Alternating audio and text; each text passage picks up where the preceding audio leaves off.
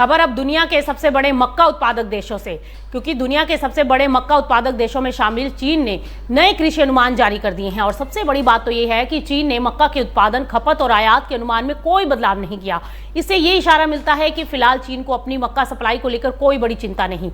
चीन की agricultural outlook committee ने जुलाई की कास्डे रिपोर्ट में 26-27 साल के लिए मक्का का उत्पादन 30 करोड़ 60 लाख टन और कुल खपत 31 करोड़ 16 लाख टन और आयात 60 लाख टन पर ही बरकरार रखा।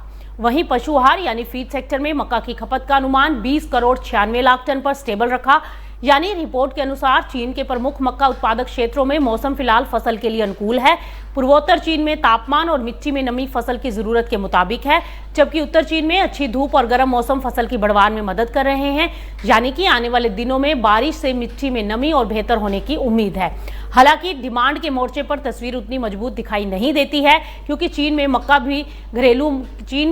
की घरेलू मांग अभी भी कमजोर है। इसकी एक बड़ी वजह है कि सरकारी भंडार से लगातार बिक्री हो रही है।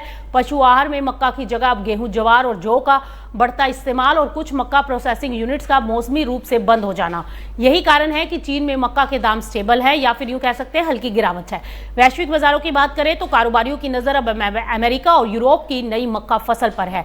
यदि वहां मौसम अनुकूल रहा तो विदेशी उत्पादन मजबूत रहने की संभावना है और वहीं कच्चे तेल की अपेक्षाकृत कम कीमतें भी अंतर्राष्ट्रीय मक्का बाजार पर दबाव बनाए हुए हैं। तो कुल मिलाकर चीन के ताजा अनुमान तो यही संकेत दे रहे हैं कि फिलहाल विदेशी मक्का सप्लाई पर्याप्त रहने की उम्मीद है।